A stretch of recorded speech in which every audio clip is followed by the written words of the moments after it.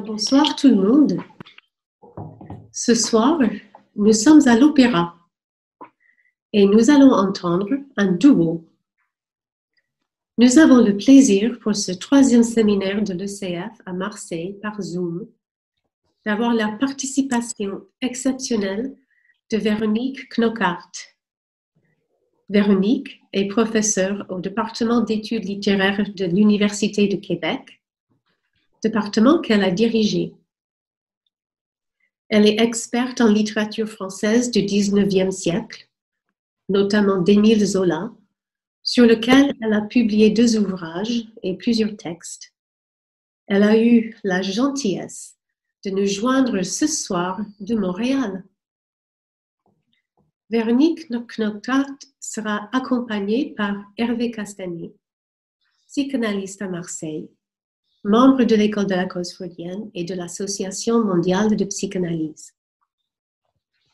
C'est Hervé Castanet qui organise ce séminaire et qui a invité Véronique à parler en duo sur le thème de Don Juan, un mythe féminin. Hervé Castanet a fait un pari. Là ci darem la mano, là mi dirai di sì. Là, nous nous donnerons la main. Là, tu diras oui.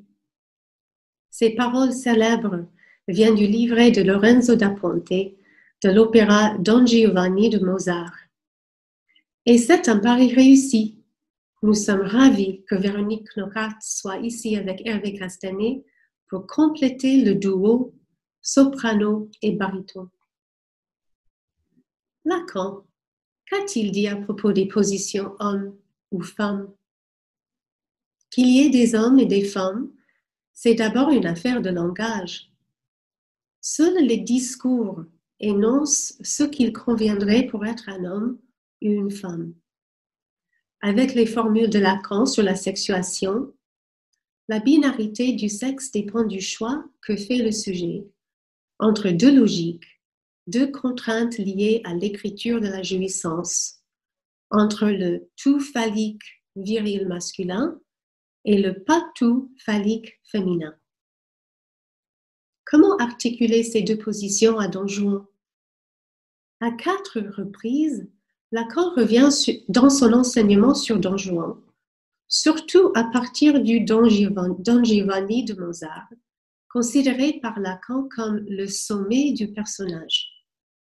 En 1957, dans le séminaire 4, la relation d'objet, Lacan affirme que Don Juan aime les femmes. C'est étonnant. La soi-disant homosexualité de Don Juan, repérée par le psychanalyste Otto Rank, est reprise dans une toute autre perspective. Ce n'est ni par le biais du double, ni par le biais du séducteur que Don Juan doit être situé, dit Lacan. Qu'est-ce qu'il cherche, Don Juan? Il cherche la femme phallique, mais comme Lacan dit, il ne la trouve pas. Ou, plutôt, il finit par la trouver, mais sous une forme sinistre de pierre, avec son côté mort et fermé. Ce qu'il trouve, c'est le Père, au-delà de toute vie. Dans le séminaire L'Angoisse, en 1962, Lacan aborde le sujet à partir du désir féminin. Don Juan est un homme auquel il ne manquerait rien. C'est l'homme à l'image du Père non châtré. C'est pour cela que Lacan dit que c'est un fantasme féminin, que Don Juan joue une fonction fantasmatique. qu'il y ait un d'homme qui l'est, dit Lacan. Don Juan à la place de l'objet absolu, une position non angoissante pour une femme qui, d'ailleurs, a des conséquences pour la clinique. 9 ans plus tard, en 71, la femme n'existe pas. Qu'elle existerait, c'est un rêve de femme, car s'il y avait un homme pour qui la femme existe, ce serait une merveille. C'est pour cela que d'un discours qui ne serait pas lu semblant, Don Juan reste pour Lacan une élucubration féminine. Cela mène Lacan, un an plus tard, dans Encore, de ne plus aborder Don Juan par le fantasme, mais par la jouissance. Don Juan ne procède pas par l'universel, mais par le une par une. Une liste de noms de femmes est la seule chose qui puisse se comptabiliser de la jouissance sexuelle. C'est un rêve de femme et c'est l'essentiel dans le mythe féminin de Don Juan. Car, comme dit Hervé Castanet dans son commentaire de la nouvelle sur Don Juan de Barbé d'Aurevilly, une femme n'est pas toute prise dans la loi du langage. Elle y est, certes, puisqu'elle parle, puisqu'elle a un inconscient, mais pas toute. Par le mythe de Don Juan, la pas toute rêve d'être toute. Alors, restons sur l'idée de une par une. Au fond, puisqu'il n'y a pas de rapport sexuel, nous ne pouvons que chanter des arias, solo. Cela n'enlèvera rien du plaisir de cette soirée lyrique, un divertimento, une rencontre grâce à la présence de Véronique Knockaert entre littérature et psychanalyse. À vous, Hervé. Je vous remercie beaucoup, Pamela, de vos mots d'accueil et de la présentation que vous venez de faire. Et c'est chaque fois un plaisir de vous retrouver pour chaque séminaire.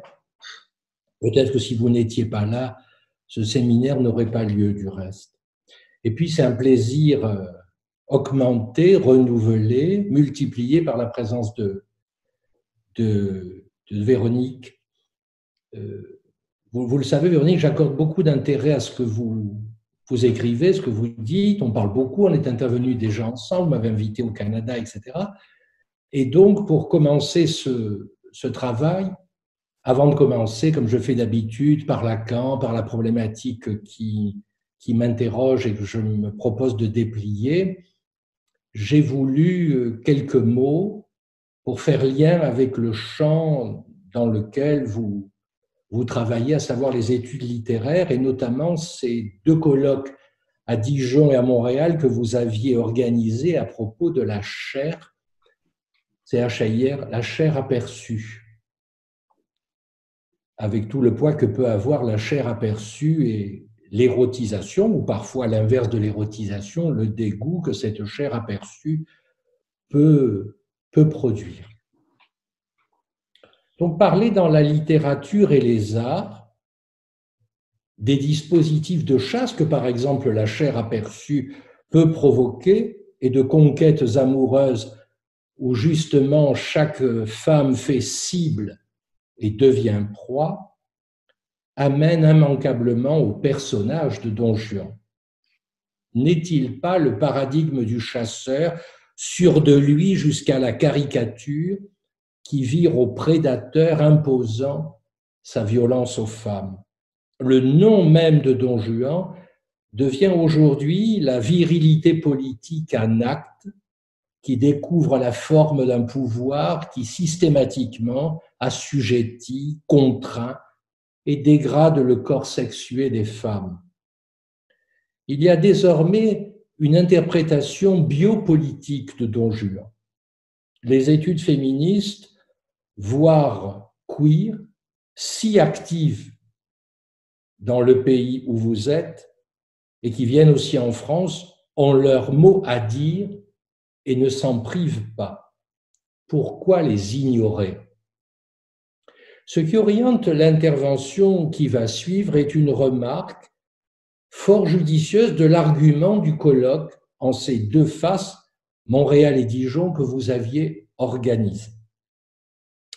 Je vous cite, en effet, nombreux sont les scénarios de chasse où la cible s'avère tout autre que ce que l'on croyait tout d'abord viser au travers de la proie.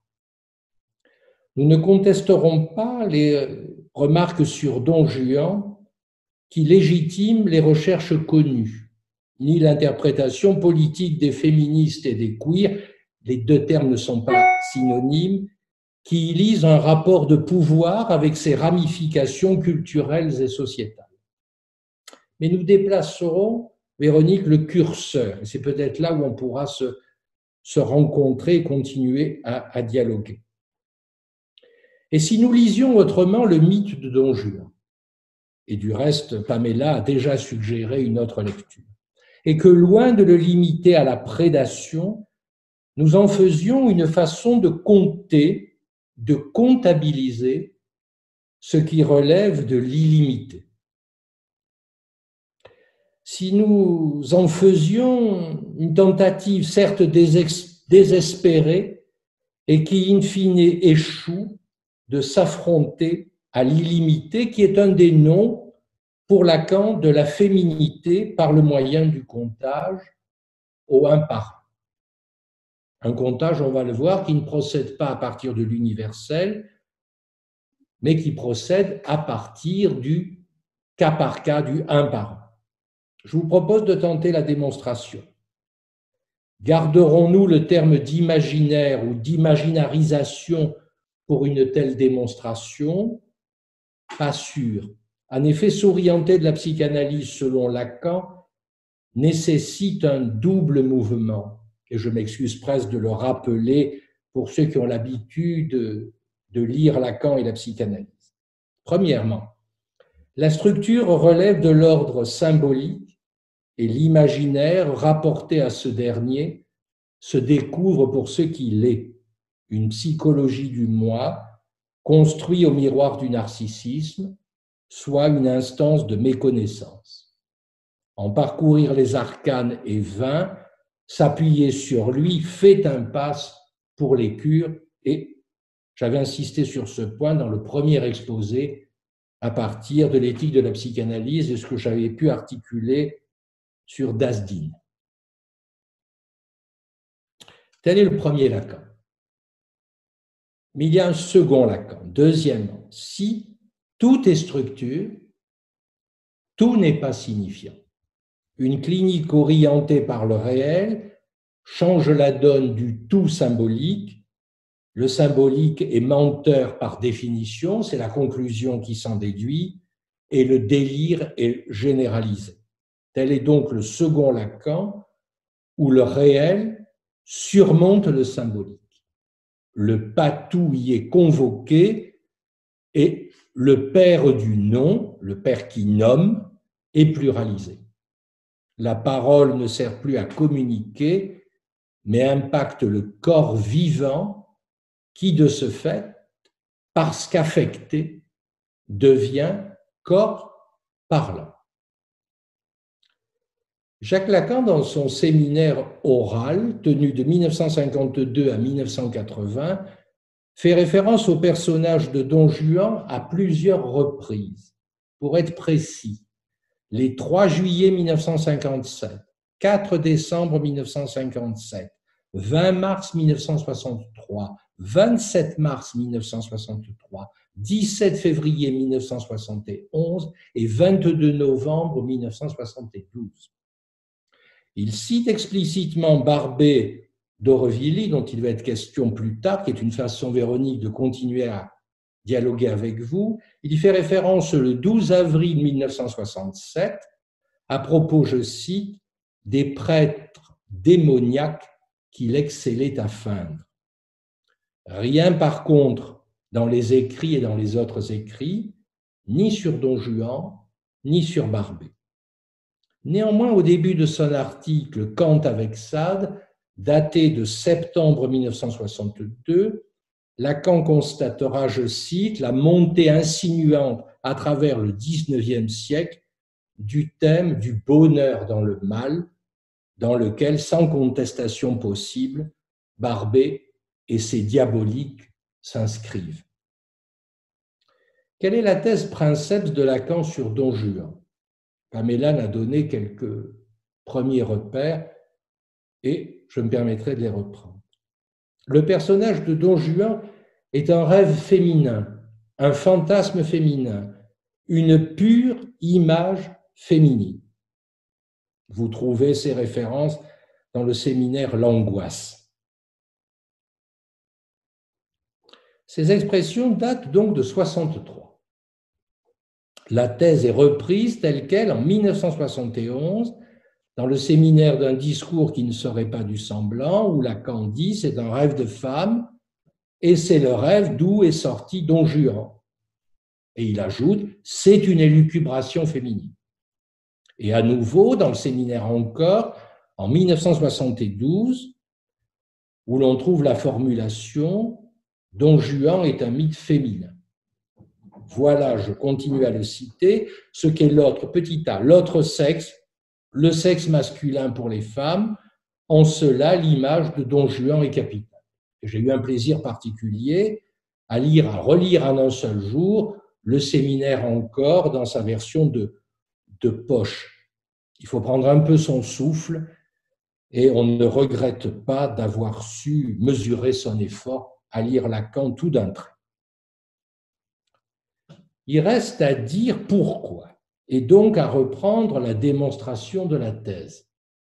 Après tout, vous seriez en droit, Véronique, de me dire « oui, d'accord, vous énoncez la thèse, vous utilisez l'argument d'autorité, vous signez le maître, et en cela, vous faites le maître aussi, mais comment vous débrouillez-vous pour en porter une démonstration ?» Je partirai de la dernière référence, celle de 1972, qui permet, me semble-t-il, de réordonner les précédents. Dire femme, féminité, féminin, nécessite à l'intérieur du champ analytique, selon Lacan, de sortir et de l'évidence anatomique justifiée par la loi naturelle que ponctue la Genèse et Dieu les créa hommes et femmes, et les définitions socio-historiques des rôles et des comportements imposés par les mentalités, même si elles ont été admirablement décrites par l'école historique dite des annales. Et même sortir des apports des gender studies qui construisent hommes et femmes comme des rapports de pouvoir où priment un maître et une dominée, un vainqueur et une vaincue. En sortir n'est pas les récuser. Par contre, Lacan, pour sortir la psychanalyse des compromissions et impasses ou les post-freudiens, sur lesquels Pamela, du reste, a fait sa thèse en son temps à Paris 8, la conduisait, Lacan donc ne cesse de revenir à la féminité comme dark continent, selon l'expression de Freud datée de 1926 dans la question de l'analyse profane, à la féminité comme énigme, mot de Freud encore daté de 1933 dans ses nouvelles conférences d'introduction à la psychanalyse. C'est-à-dire, et c'est là où il faut arriver à serrer la question pour pouvoir avancer, c'est-à-dire que la féminité ne se laisse pas saisir dans l'inconscient structuré comme un langage par un signifiant qui la nommerait et lui donnerait en retour une définition qui la rendrait une, identique à elle-même, pour employer une définition du concept tel que le logicien Frege la donne. Un concept indique l'identique à soi. En termes freudiens, il n'y a qu'une seule libido dans l'inconscient et elle est masculine, c'est le primat du phallus pour les deux sexes. En termes lacaniens, la femme n'existe pas et là où chacun croit la saisir, y compris par sa chair aperçue, il tombe sur une absence, une opacité, ou mieux sur un trou dans les réseaux signifiants. À propos d'opacité, de compacité, je renvoie aux premières pages du séminaire encore, j'avais pris plusieurs pages pour démontrer comment la jouissance sexuelle est une compacité et que ça a des conséquences pour la comptabilité, mais je les laisse de côté et reviendrai le cas échéant dans la discussion. Donc l'inconscient forclos, le signifiant de la femme, et dans la rencontre, une femme est du côté de l'autre grand A et non du côté de l'un. L'ensemble au sens mathématique du terme qui rassemblerait les femmes comme constituant un ensemble fermé et où l'universel affirmatif pour toute femme trouverait ses droits, ne peut être construit.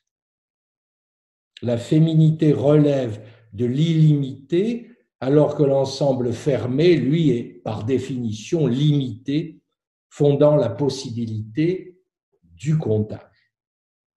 Je cite Lacan dans son séminaire, encore, il n'y a de femme qu'exclue par la nature des choses, qui est la nature des mots, M-O-T-S, et il faut bien dire que s'il y a quelque chose dont elle-même elle se plaigne assez pour l'instant, c'est bien de ça.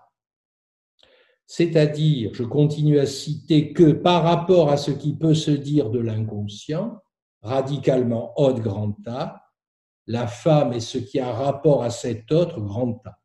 La femme a rapport au signifiant de cet autre grand A, en tant que comme autre grand A, il ne peut rester que toujours autre. Vous le savez, cet autre ainsi défini que Lacan écrit grand A barre, et la barre indiquant que justement, il n'est pas identique à lui-même. Il est autre à lui-même. Autrement dit, la féminité n'est pas transparente aux femmes et ce n'est pas un savoir scellé auquel elles auraient accès. La célèbre remarque de Hegel, mais que j'ai toujours beaucoup aimée, est ici parfaitement applicable. Les secrets des Égyptiens sont des secrets pour les Égyptiens eux-mêmes. On trouve la référence dans les leçons sur l'esthétique d'Hegel en 1835. Cela de la femme ne peut être écrit, il est hors savoir, soit hors symbolique, et en cela, et la phrase est très belle, vous la trouvez dans le séminaire L'Angoisse, en cela la femme est beaucoup plus réelle et beaucoup plus vraie que l'homme. Et je renvoie, pour ceux qui seraient intéressés par cette phrase, au séminaire donc 10, les pages 213 à 244, où c'est admirablement démontré. La femme est beaucoup plus réelle et beaucoup plus vraie que l'homme. Les hommes balourds en font souvent l'expérience. Et Lacan ira même jusqu'à inventer le mot de pas toute, P-A-S-toute, T-O-U-T-E, pour la désigner, indiquant par là qu'elle n'est pas toute prise dans la loi du signifiant, dans l'Oedipe, dans la castration, dans le règne du phallus. Le mythe de Don Juan est ce qui fait réponse à ce trou dans l'autre grand tas de l'inconscient du côté femme. Par cette référence à un homme qui les séduit toutes, chaque femme, une par une donc, trouverait l'opérateur, soit la fonction logique qui lui donne, il faudrait dire qu'il lui donnerait une consistance d'être, à défaut de pouvoir obtenir cette consistance d'être par l'affirmative universelle pour tout x et vérifier la proposition f de x. La féminité ne serait plus, si le mythe se réalisait, la féminité ne serait plus ce vide sur lequel rien ne tient comme construction, mais bien un socle transparent fondé par ce tiers extérieur qui a nom Don Juan, celui qui nomme.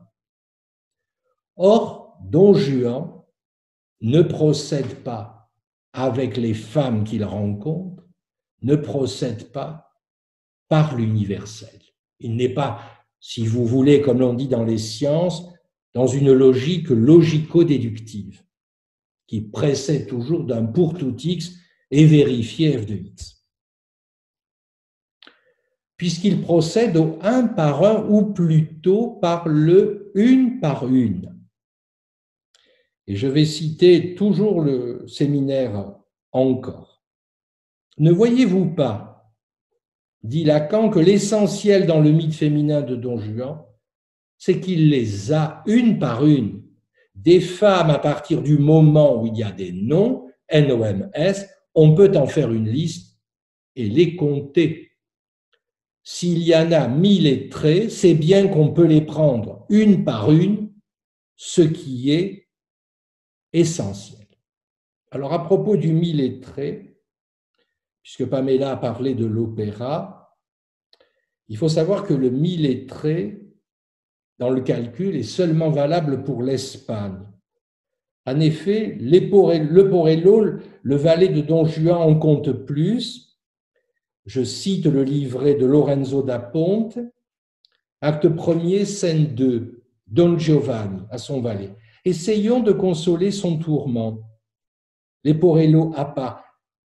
Il en a ainsi consolé 1800. Le valet ouvre son cahier de comptes. Écoutons, le petite madame, voici le catalogue des belles qu'est mon maître. C'est un catalogue que j'ai fait moi-même. Observez, lisez avec moi. En Italie, 640. En Allemagne, 231. 100 en France. En Turquie, 91. Mais en Espagne, elles sont déjà 1003. Il y a parmi celles-ci des paysannes, des soubrettes, des citadines, il y a des comtesses, des baronnes, des marquises, des princesses, il y a des femmes de tous états, de toutes formes, de tous âges. Don Juan, donc, est un opérateur qui permet à chacune de savoir si elle est femme ou pas, de façon bien plus radicale qu'à chercher au miroir les signes de sa beauté qui la ferait femme dans l'idéal ou dans les attributs sociaux qui lui assignent un rôle, un devoir-faire. En les prenant une par une, Don Juan ne les fait pas femmes par l'identification à des signifiants idéaux. Il est celui qui résout la féminité comme énigme, en quelque sorte. Il a la clé, le code, la formule. Don Juan serait une réponse au Dark Continent. Il est lumière. Lisons Lacan en 71. La loi dite sexuelle laisse quand même à désirer qu'à chacun il y ait sa chacune pour y répondre. Il n'y a pas à cet égard de nature, puisque la femme n'existe pas. Qu'elle existe, c'est un rêve de femme, et c'est le rêve d'où est sorti Don Juan. S'il y avait un homme pour qui la femme existe, ce serait une merveille, on serait sûr de son désir. Phrase citée par Pamela, c'est une élucubration féminine. Et vous savez la petite blague qui existait à propos de Lacan, et que je ne manque jamais de répéter, à chacun sa chacune, à Lacan sa lacune. Mais comment donc Don Juan s'y prend-il? Dans le Don Giovanni et dans les Noces de Figaro de Mozart, une expression du livret fait mouche. Odore et di femina. Alors je vais citer, c'est dans le Don Giovanni, à l'acte 1er, scène 2. Don Giovanni, zitto, mi pare sentir odor di femmina. Leporello, cospetto, che odorato perfetto. En 1963, Lacan commande cette référence. Don Juan est un homme auquel il ne manquerait rien. Remarquez qu'il n'est pas dit du tout qu'il inspire le désir. S'il se glisse dans le lit des femmes, il est là, on ne sait comment. On peut même dire qu'il n'en a pas non plus. Il est en rapport avec quelque chose vis-à-vis de quoi il remplit une certaine fonction. Ce quelque chose, appelez-le odore et di femina, et ça nous porte loin. Qui dit désir dit choix, inconscient, engagement et donc refus, renoncement possible. Or, ce n'est pas ainsi que Don Juan se manifeste, ce n'est pas ce qui le meut. Je cite Lacan, mais le désir fait si peu de choses en l'affaire que quand passe l'odore et di femina, il est capable de ne pas s'apercevoir que c'est Donna Elvira, à savoir celle dont il a soupé au maximum qui vient de traverser la scène. C'est pour cela que Don Juan n'angoisse pas les femmes qu'il rencontre. S'il les désirait, probablement l'angoisse serait au rendez-vous, car le désir touche ce point dans le partenaire où il s'agit de répondre, obligeant chacun, ici chacune, à se mettre, comme l'on dit, en règle avec ses propres désirs. Mais comment savoir ce que le désir couvre au sens de recouvre, d'où le surgissement de l'angoisse. Qu'est-ce que je veux, qu'est-ce qu'il me veut, etc. Avec Don Juan, rien de tel. Il n'affronte pas la partenaire à la rencontre avec l'objet petit a. Il ne fait pas d'une femme la cause ou l'objet de son désir. Il laisse tranquille celle qu'il séduit, puisqu'étant capable de sentir l'odeur du féminin, il estampille celle qui la répand aussitôt comme femme. Il authentifie qu'elle en est bien une. Pour Lacan, une femme est réelle, c'est-à-dire sans loi, sans signifiant qu'il est peint. Et Don Juan, dans le contexte, est un vœu, mot de Lacan de femme, grâce auquel une femme fait l'économie de ce bout de réel qui est son énigme et par lequel elle s'inclut dans le monde où l'universel affirmative retrouverait son pouvoir. Don Juan devient l'image, le mot est de Lacan, de la boussole absolue pour une femme. Il est celui que l'objet rencontré ne divise pas, il est l'homme qui ne se perd en aucun cas, parfaitement égal à lui-même, phrase de Lacan.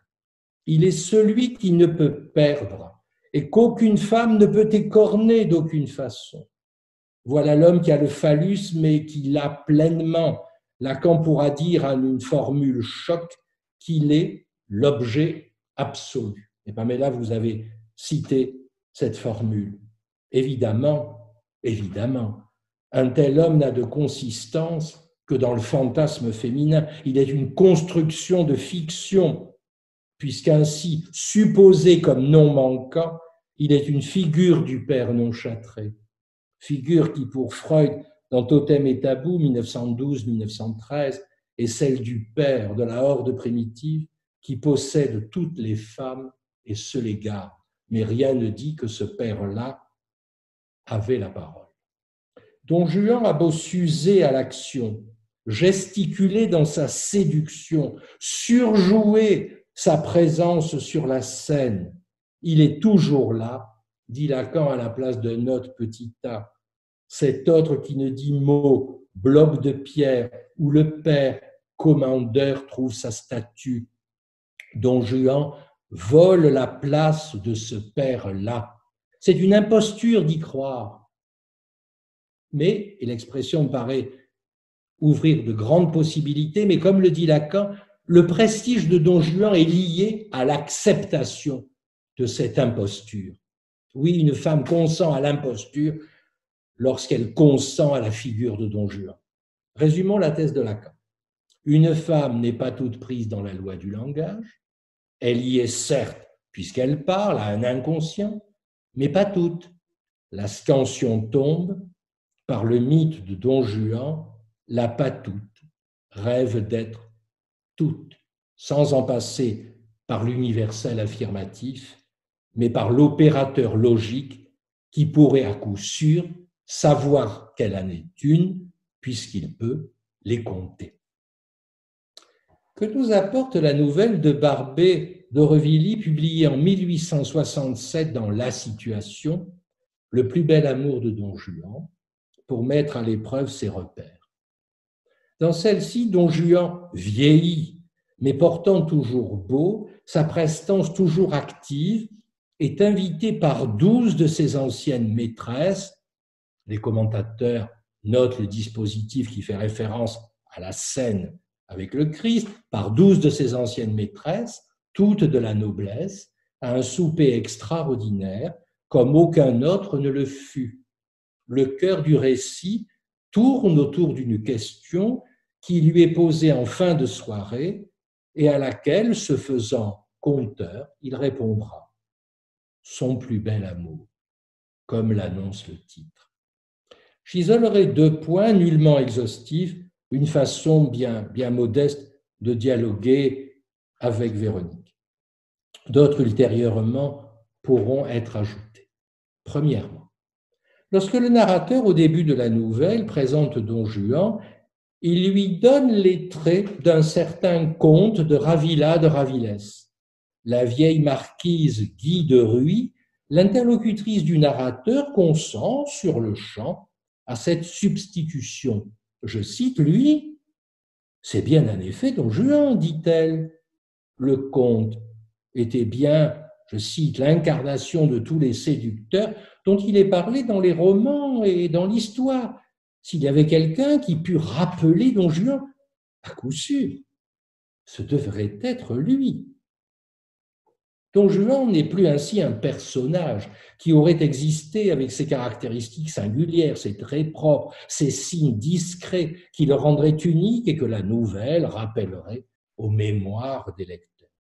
Don Juan est une fonction romanesque, une position dans l'histoire, ou mieux, comme le dit Barbé, une race, voulant en cela que cette fonction et cette position ne soient pas abstraites, mais incarnées, ancrées dans un corps vivant.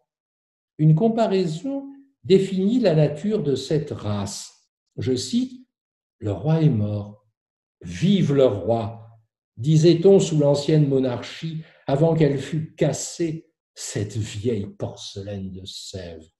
Don Juan, lui, malgré toutes les démocraties, est un monarque qu'on ne cassera pas.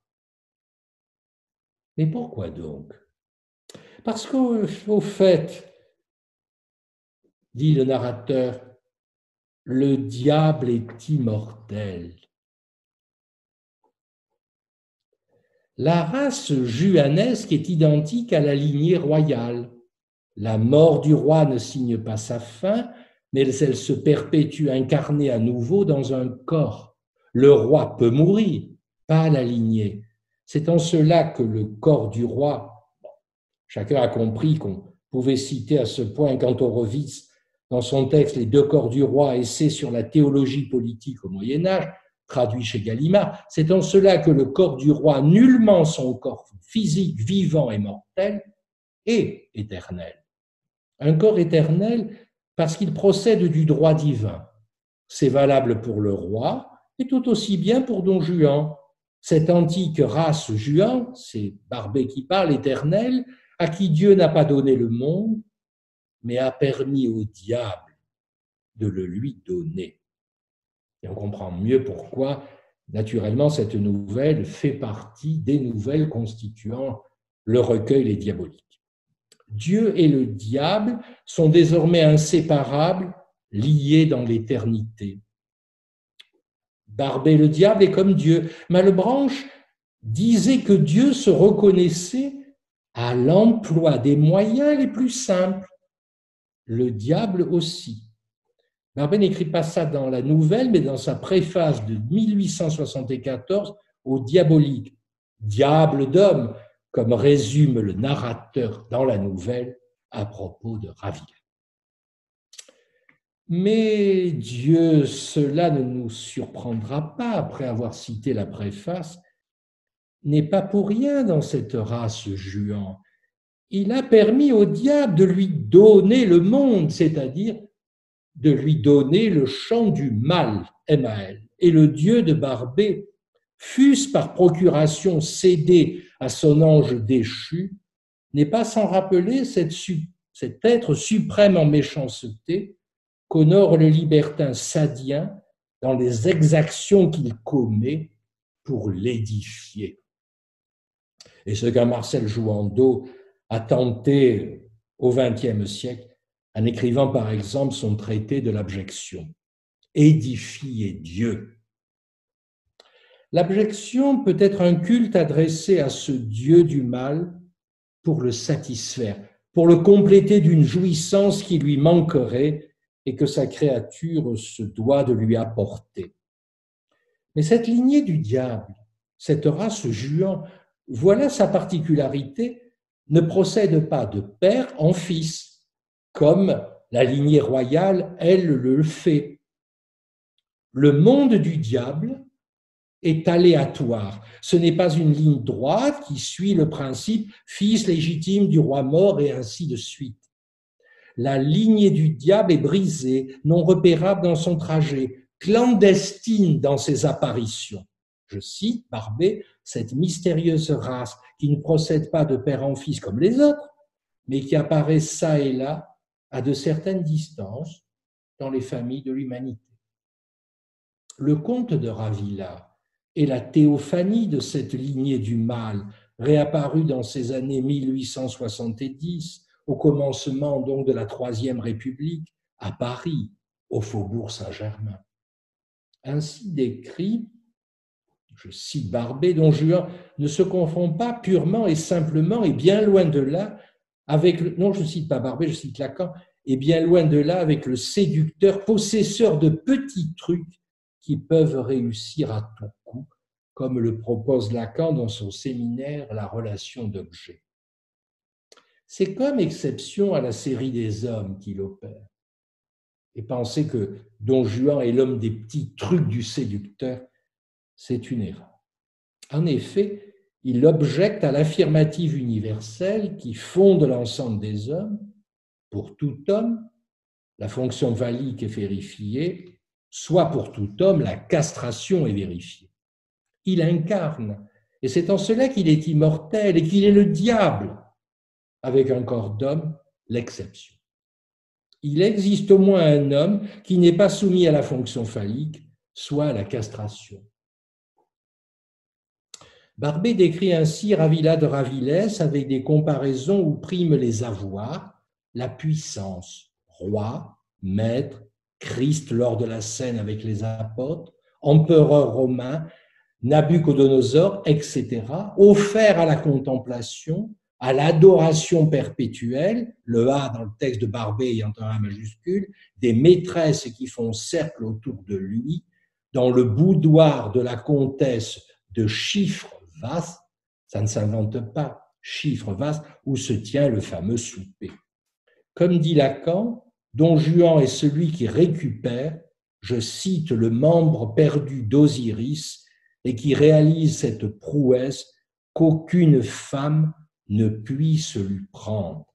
Et quand on fait référence à Osiris, bien sûr on lit Lacan, mais si on veut en savoir plus, on peut passer une nuit à relire Plutarque avec le texte original à côté, comme je le fis il y a quelques mois pour une autre intervention. Il est incastrable ce Don Juan-là. La fin du mythe n'infirme pas cette thèse, mais la vérifie au contraire lors de la rencontre finale avec le commandeur. Ce que cherche et finit par trouver Don Juan au-delà de ses conquêtes, c'est le père, pas n'importe lequel, celui de l'exception. Je cite, Lacan, n'oublions pas que quand il se présente ces choses curieuses sous la forme de l'invité de Pierre, de cette pierre avait son côté absolument mort et fermé, au-delà de toute vie de la nature. C'est dans cet achèvement que le corps de Don Juan se dédouble. En tant qu'homme, il est puni de ses fautes et de son imposture. La morale est sauve. Ouf! Mais celui qui le punit, l'invité de Pierre, qui ne dit mot, est l'imposture elle-même à l'élever à la dignité du destin. Don Juan, l'imposteur, est mort, mais vive l'imposture. Don Juan, comme personnage incarné, doit être châtié et disparaître pour renaître ailleurs, autrement, afin que l'objet perdu soit sauvé. On tue l'imposteur pour sauver l'imposture du Père, commandeur, Dieu, non castré, pour lui permettre de s'incarner à nouveau, aléatoirement. Mais dans la nouvelle de Barbey que j'ai citée, la mort du personnage, le comte Ravilla de Ravillès, n'est pas à l'ordre du jour, quoique la vieillesse rôde et que le comte Ravillas est Don Juan, comme dit Barbey, au 5e acte. À la place de cette fin mortelle, le plus bel amour met en scène une drôle de jeune fille de 13 ans, la petite Masque. Les commentateurs montrent, je vous donne un petit peu une piste, qu'entre Don Juan et la petite Masque, il y a un point commun, il y a un fil qui se noue. quelque part il est la petite masque et elle est Don Juan, vous verrez pourquoi. Et dans le texte, le marqueur lexical, c'est la référence au bronze. 2. Dans sa préface, Barbey donne une définition des femmes qui peuplent ces 6 nouvelles. Chacune à sa façon, avec son style, est diabolique. Je cite Barbey. Quant aux femmes de ces histoires, pourquoi ne seraient-elles pas les diaboliques? N'ont-elles pas assez de diabolisme en leur personne pour mériter ce doux nom? Diabolique, il n'y en a pas une seule ici qui ne le soit à quelques degrés. Il n'y en a pas une seule à qui on puisse dire sérieusement le mot de mon ange, sans exagérer. Comme le diable, qui était un ange aussi, mais qui a culbuté. Si elles sont des anges, c'est comme lui, la tête en bas, le reste en haut. Pas une ici qui ne soit pure, vertueuse, innocente, monstre, même à part. Cette description est-elle applicable à cette jeune enfant de 13 ans, la petite masque? Faudrait-il la sortir de cette série des monstres et en faire une exception, comme l'éditeur de la Pléiade le fait, en insistant sur sa pureté, voire même, parce que Barbey veut nous induire en erreur, ce qu'il met en exergue de sa nouvelle, le meilleur régal du diable, c'est une innocence. Voilà une solution qui n'est pas celle proposée par Barbey. Enfin, c'est ce que je vous propose. Au contraire, ni pureté, ni vertu, ni innocence chez elle, malgré tout l'attirail de pureté, de vertu et d'innocence qu'elle ne cesse de présenter, de mettre en avant. C'est son costume, en quelque sorte, la pureté, la vertu, l'innocence. Et pourtant, la nouvelle la présente tout autrement. En fin de souper, une question par la voix d'une duchesse est posée au comte, seul homme de la soirée. Je cite, « Vous qui passez pour le Don Juan de ces temps-ci, vous devriez nous raconter l'histoire de la conquête qui a le plus flatté votre orgueil d'homme aimé et que vous jugez, à cette lueur du moment présent, le plus bel amour de votre vie. » Ravilla s'exécute et rapporte une histoire de sa jeunesse. La voici. Il était l'amant d'une marquise qui avait une fille. Cette dernière, la petite masque, semble avoir repéré le manège amoureux qui lie sa mère à lui, Ravilla. La faute en incombe à la mère, incapable de cacher ses sentiments. Enfin, c'est la thèse de Ravilla. La marquise, dit-il, était de ces femmes qui ne savent rien cacher et qui, quand elles le voudraient, ne le pourraient pas. Sa fille, malgré son innocence, ne s'apercevait que trop du sentiment que sa mère avait pour moi.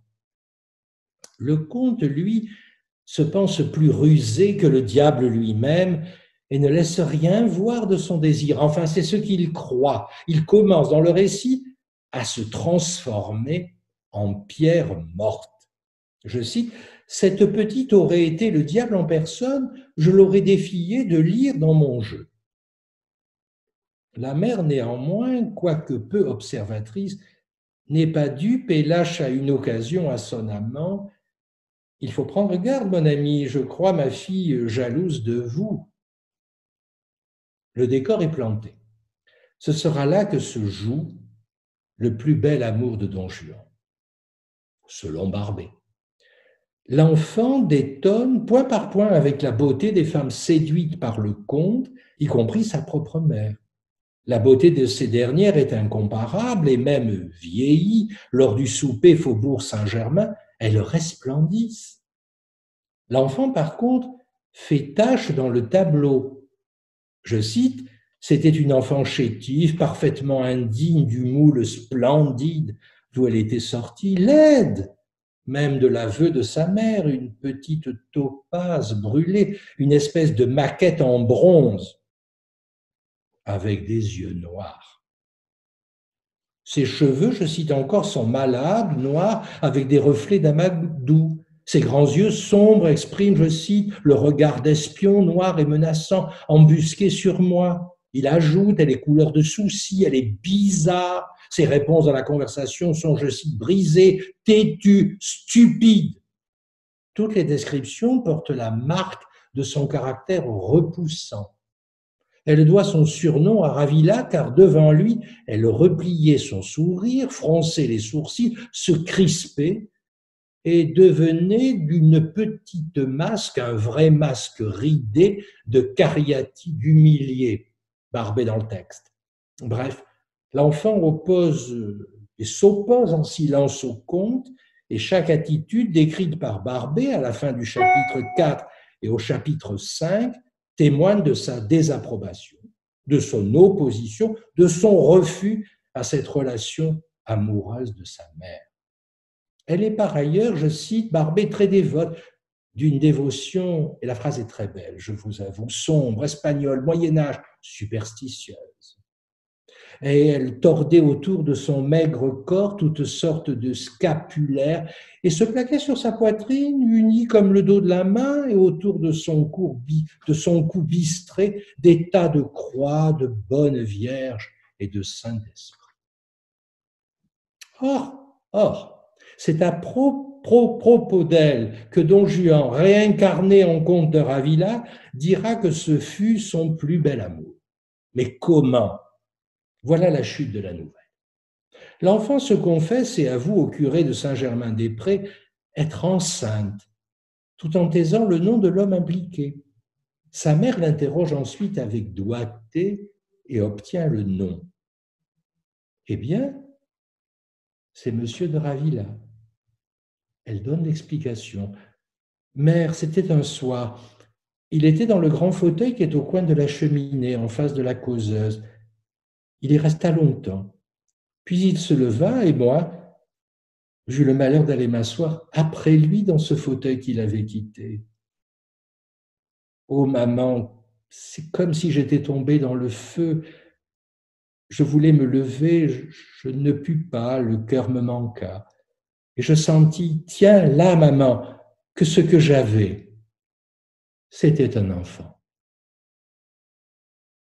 Don Juan indique que ce fut là, dans cet aveu confessé, le plus bel amour qu'il a inspiré dans sa vie. L'amour, notons-le, ne vient donc pas de lui. C'est celui qu'on lui adresse qui importe et qu'il veut raconter et théâtraliser devant ses hôtesses fascinées. Marie-Claire Europace, dans un article de 1973, démontre que dans la narration et le jeu des voix multiples dans la nouvelle, c'est la petite masque qui prend la place de Don Juan, qui même l'efface. Et on pourrait décrire, enfin c'est ce que propose Europace, que la nouvelle soit l'histoire de sa dépossession d'actif dont Juan devient passif. Et c'est elle qui est diabolique. Mais de quelle façon? Elle est diabolique car c'est elle qui sait, qui a le savoir du diable et donne la clé de l'énigme. Et du reste, les commentateurs, un peu sérieux de ce texte, ne manquent pas, chaque fois naturellement avec leurs outils particuliers, d'insister sur ce point, de voir comment effectivement tout cela a été possible, a pu se constituer. Il y a un auteur que je ne cite généralement pas parce qu'il n'utilise pas la même psychanalyse que celle que je vous propose, c'est Jean Bellemin-Noël, mais dans un article sur la nouvelle, s'appelle Le racontage ou le récit de rien, il démontre assez joliment qu'il est incroyable que la clé de l'énigme soit donnée en 8 lignes, juste à la fin de la nouvelle, et qu'on ne comprend pas comment, pour accoucher de quelque chose d'aussi banal, la nouvelle est extrêmement complexe dans les jeux des voix et dans les narrateurs qui sont multiples. Il dit que ça doit probablement cacher quelque chose. Je ne pense pas la même chose que lui sur ce qui est caché, mais sa remarque n'est pas sans pertinence. L'explication peut sembler oedipienne et simple de la scène que je viens vous décrire. La psychanalyse freudienne de papa y trouve ses repères, Et Pierre Glod, éminent spécialiste, écrira avec justesse que penser de la fabulation de cette chaste enfant, pour qui l'horreur d'avoir un enfant d'un homme à un âge d'être son père est à l'évidence l'envers de son désir. Oedipe, quand tu nous tiens pour de bon. Cette question et sa réponse sont parfaitement justes en référence au premier Lacan, 50-70, pourquoi pas. Mais son dernier enseignement, des années 70-80, au temps de la Patoute, ouvre d'autres perspectives. Une phrase tirée de Encore nous donne la direction. La voici. L'être sexué de ces femmes patoutes ne passe pas par le corps, mais par ce qui résulte d'une exigence logique dans la parole. Si la femme n'était pas patoute, si dans son corps elle n'était pas patoute comme être sexuée, de tout cela, rien ne tiendrait. Et je prends la phrase au sérieux, rien ne tiendrait si on ne fait pas cette hypothèse de la patoute. Donc si on ne reprend pas la thèse de Lacan. La petite masque, c'est ce que je vous propose, et on verra bien ce qu'en dit Véronique, n'objecte pas à la thèse de Don Juan comme mythe féminin. Au contraire, l'enfant laide et bizarre la confirme. Sa jalousie décryptée par la marquise, sa mère, pointe certes son identification à cette dernière. Je cite Barbet, elle sent bien que vous la volez, c'est la marquise qui parle, son instinct lui dit que vous, elle s'adresse au comte, que vous lui prenez une portion de l'amour de sa mère. Et quelquefois, la marquise ajoutait dans sa droiture, c'est ma conscience que cet enfant est mon remords, sa jalousie. C'est donc identifié à sa mère que la petite masque repose sa question à Ravilla Don Juan. Qu'est-ce qu'une femme? Qu'est-ce que la jouissance propre d'une femme? Si, comme y insiste Lacan, la femme ne sait jouir, je cite, que dans une absence, soit hors garantie. La réponse tombe, mais sans mots, sans la rencontre physique des corps. L'enfant ténébreuse, mot de Barbet, reçoit la marque de Don Juan qu'elle est une femme, puisqu'il l'engrosse. Grossesse mentale ou pseudociésis, comme l'on dit en clinique, mais peu importe. L'homme l'a prise, non par l'étreinte sexuelle, mais grâce à une exigence dans la parole qui, imaginairement, brûlait son siège.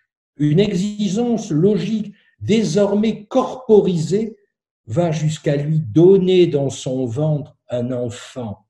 Le mot est de la petite masque. Et pour montrer que ces élucubrations se retrouvent aussi dans la clinique, que Lacan en a parlé, dans le séminaire 3, il insiste à propos du signifiant du nom du père, que bien sûr les groupes ethniques ou certains groupes ethniques attribuent la paternité à tel esprit rencontré dans la forêt lorsque la femme s'y promène et que par là elle a été marquée. Il ajoute que ça ne veut pas dire que la fonction de la reproduction sexuée, la connaissance du sperme et de comment on fait des enfants, soit absent de la pensée de ces groupes ethniques, mais que justement, la paternité, c'est autre chose que la façon dont on peut faire les enfants, pas par les oreilles. Eh bien, c'est la même logique que l'on voit là à propos de la marque et qui fait référence à l'exigence logique. Cette dernière, la petite masque, semblait objecter à la série des 1000 lettrés séduites, puisque le comte avoue, et sa balourdise là alors est sans nom, je n'étais qu'indifférent pour cette maussade fillette quand elle ne m'impatientait pas. Et là, voilà, in fine, que se vérifie que Ravilla, race de Don Juan, l'estampille comme femme, peut-être encore plus que pour toutes les autres, puisqu'il lui transmet le phallus sous la forme de l'enfant, alors qu'en général, il se le garde. Peu importe qu'elle soit enceinte d'une seule exigence logique, et d'une certaine façon, toute femme est aussi enceinte au nom d'une exigence logique. Ça ne suffit pas, certes, à mettre des enfants au monde, certes. Mais sans l'exigence logique, parfois la psychose pointe son nez.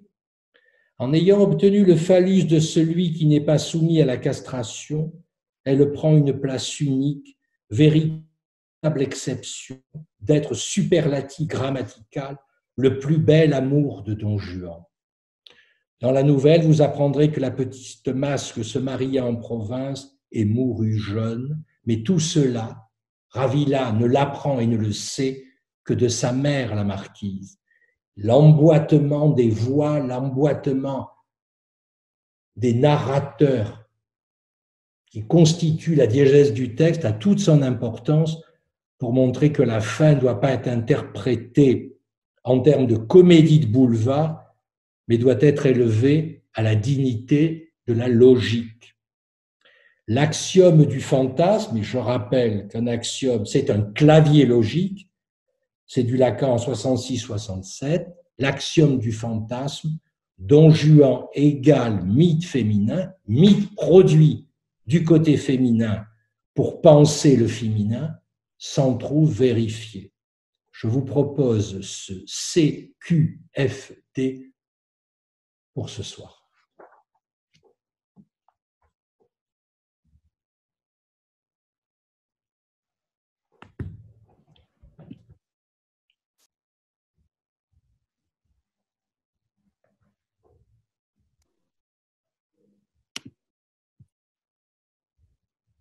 Vous ne parlez plus. Il faut que vous parliez.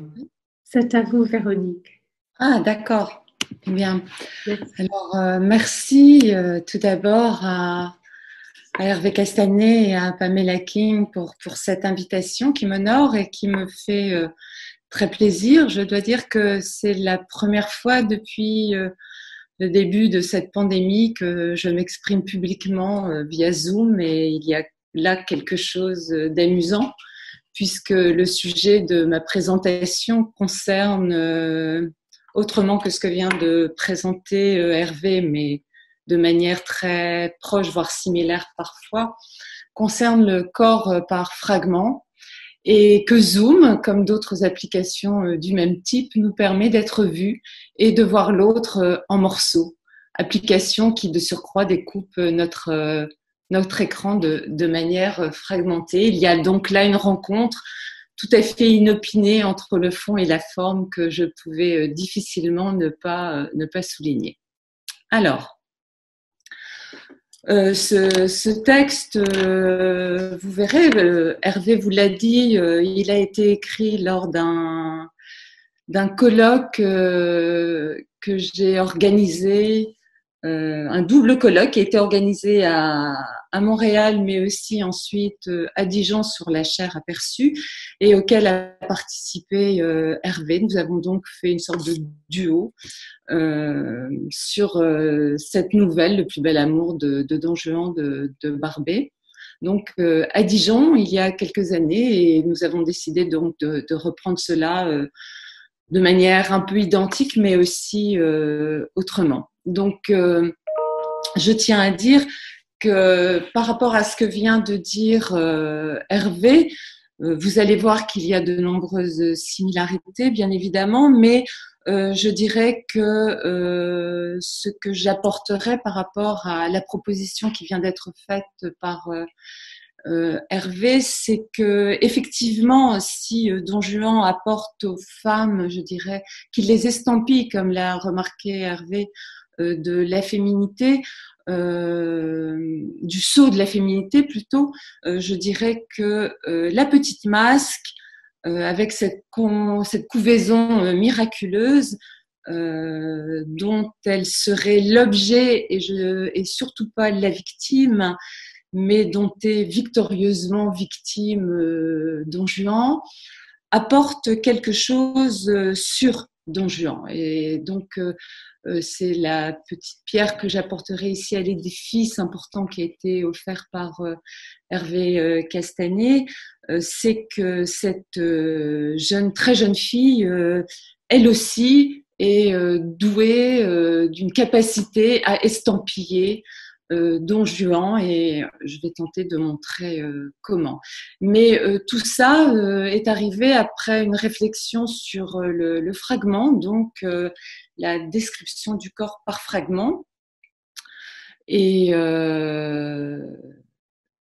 ce qui nous a intéressé, ma collègue et moi, lorsque nous avons proposé cette idée de colloque, c'est que le fragment est quelque chose en fait qui paraît assez simple comme ça à envisager. C'est ce qu'on pense généralement, que c'est le morceau d'un ensemble, mais en fait ça s'avoue beaucoup plus compliqué lorsqu'on y pense.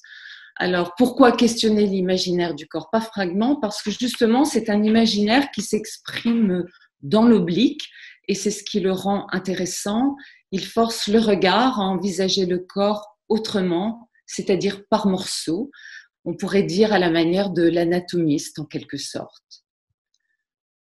En littérature, nombreuses sont les descriptions de corps par fragments qui s'élaborent à l'intérieur d'une rhétorique de l'excès, d'un excès du visible, pourrait-on dire, car la description avance par une multiplication de morceaux révélés, de morceaux du corps révélés. Celui à qui on pense en littérature directement quand on parle de description de corps par fragment, c'est à Balzac. Donc, et paradoxalement, l'excès de détails dans les descriptions balzaciennes empêche une vision nette du corps, une vision du corps dans son ensemble. Car si ces descriptions font sens, et elles font très sens, si elles sont extrêmement précises, fouillées, Balzac nous oblige à envisager les corps autrement, d'une manière totalement dysphorique.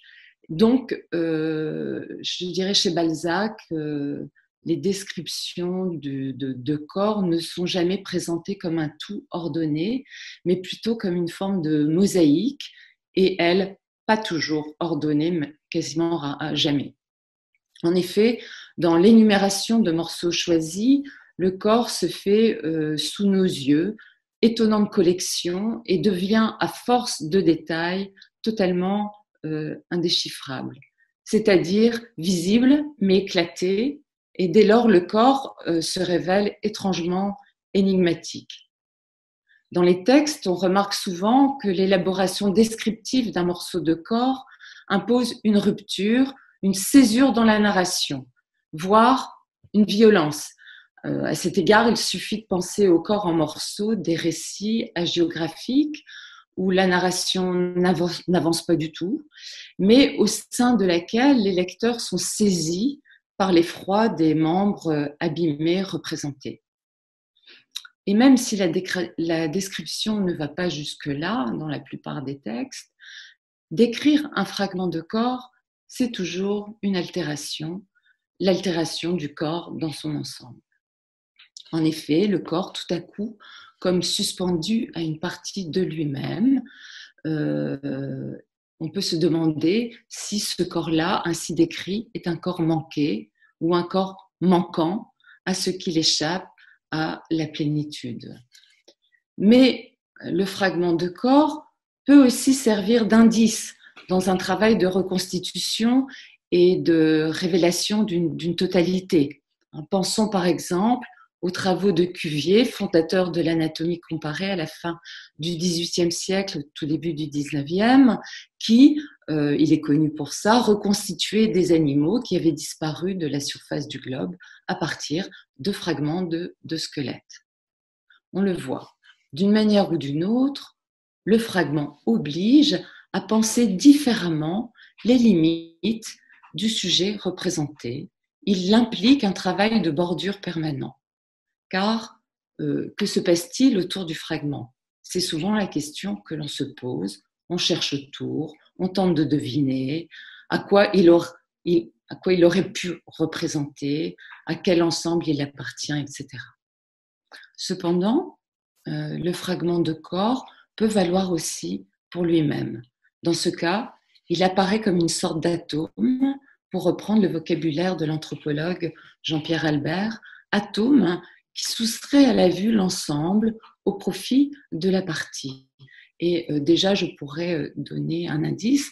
La petite masque dont il est question dans Barbet fonctionne comme un atome.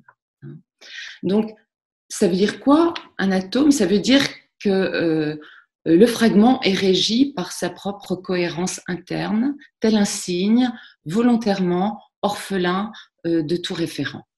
Dès lors qu'il s'agisse de la description d'une jambe, d'une main ou d'une bouche, chacun de ces atomes incarnés, pourrait-on dire, révèle une volonté esthétique d'échapper à la tyrannie du complet et du fini, tout en étant paradoxalement une totalité en soi. Dit autrement, ne faudrait-il pas penser le fragmentaire tout autant que le fragment? Le premier ne gagnerait-il pas sur le second, qui lui semble invariablement le reste d'un tout? Par ailleurs, faut-il vraiment connaître la totalité d'une chose pour en comprendre la ou les parties? En fait, c'est cette tension entre la partie et le tout, entre l'unique et le nombre, que pose à sa manière le plus bel amour de Don Juan de Barbet d'Aurevilly, et c'est ce que nous a montré Hervé précédemment. En effet, ce récit met en scène à plusieurs reprises un imaginaire du tout, au sein duquel le fragment de corps ne cesse de faire éclat. Rappelons, avant d'entrer dans les détails de l'analyse, que l'analyse, et Hervé vient de le dire, que la nouvelle joue à déployer un récit par emboîtement narratif soutenu par diverses voix qui finissent par s'entrelacer.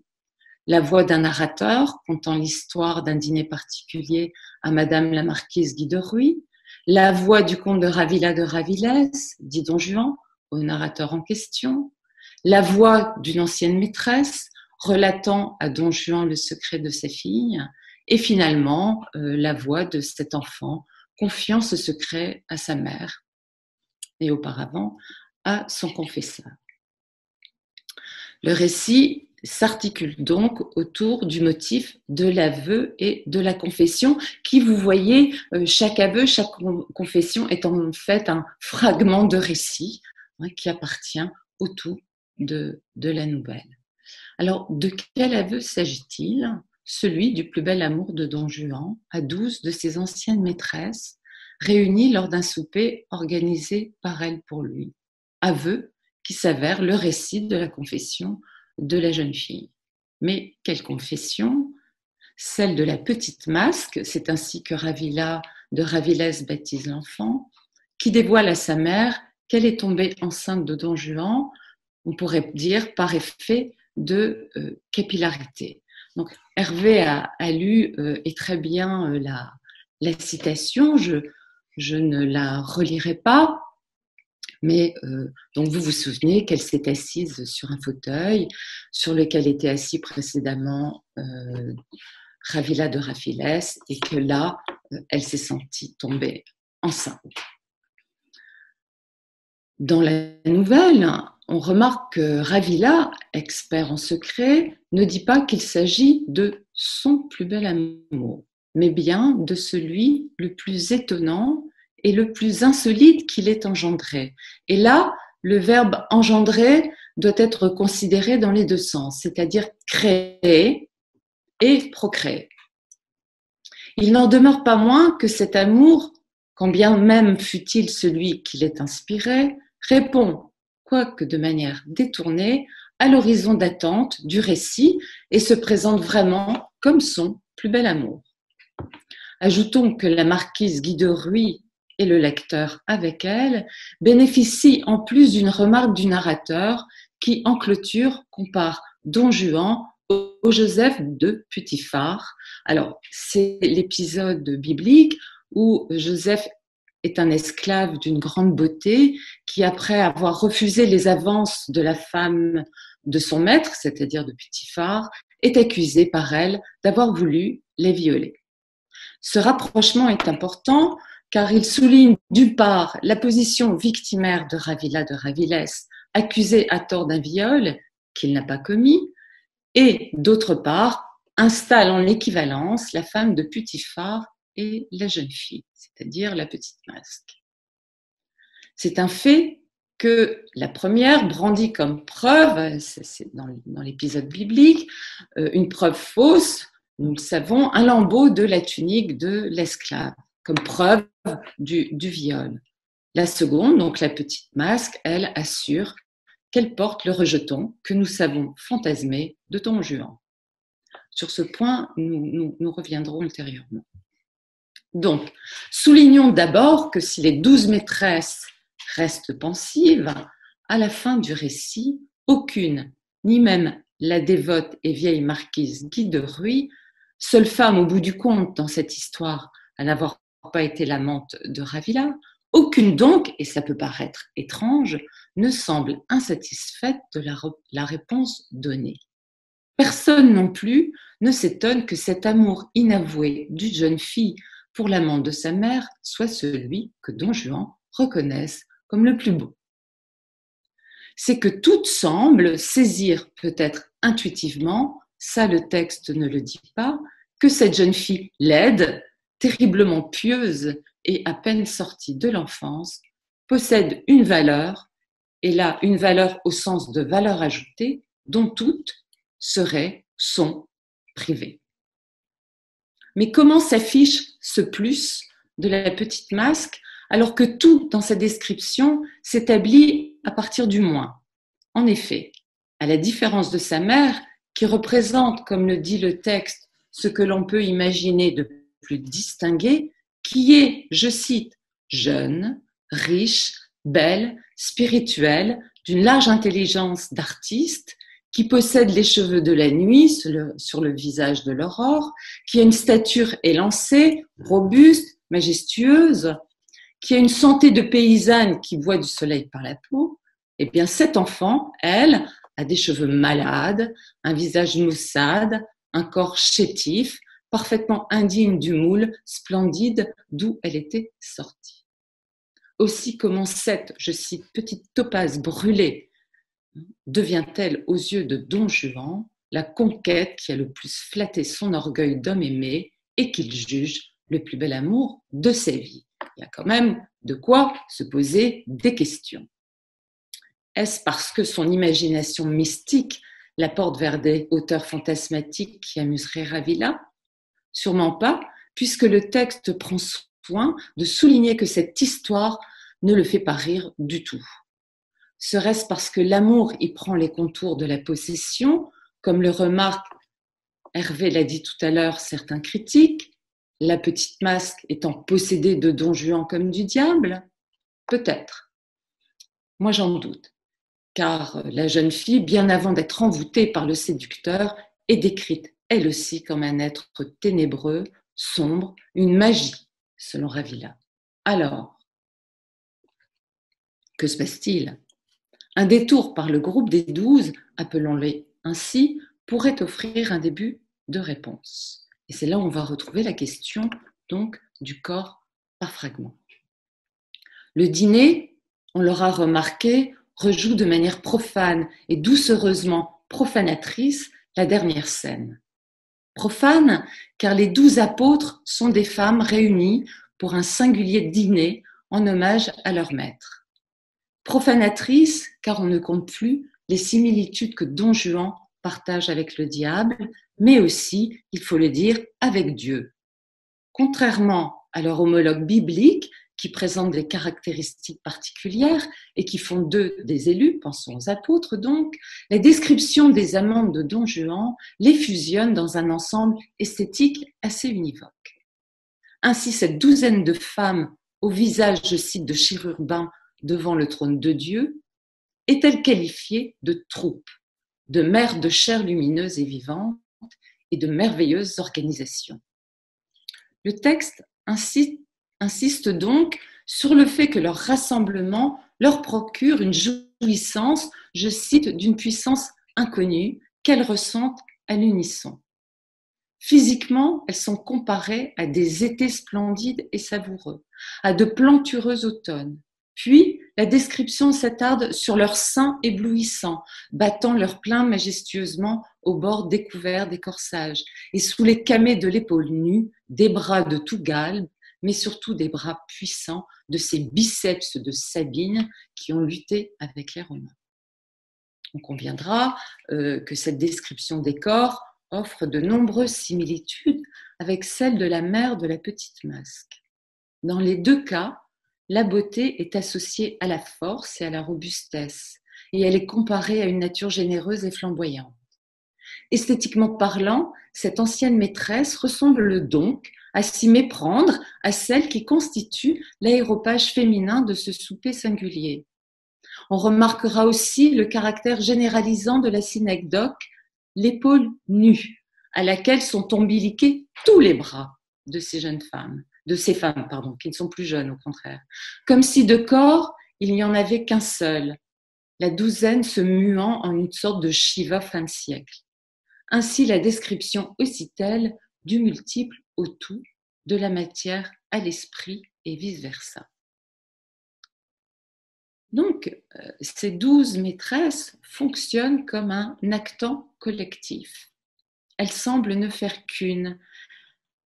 Elles n'en sont pourtant pas moins le morceau découpé, le fragment d'une série qui les dépasse. Une série, nous dit le texte, de 1000 lettrés. Sont-ce les 1000 lettrés, femme séduite par Don Juan, demande la marquise Guy de Ruy au narrateur. Oh, pas toutes, madame, une douzaine seulement. Donc, dans cette nouvelle, la description des 12 s'élabore donc sur le fond d'une double posture. Et je ne suis pas lacanienne, mais je crois que c'est cette double posture qui a fait question pour Lacan. D'une part, les corps sont présentés par fragments, épaules, bras, biceps, seins, corsage, mais d'autre part, ils s'affichent comme un tout. En effet, la coprésence des maîtresses, le texte dit bien épaule contre épaule, laisse planer l'illusion d'un organisme unique dont chacune d'entre elles est le reflet.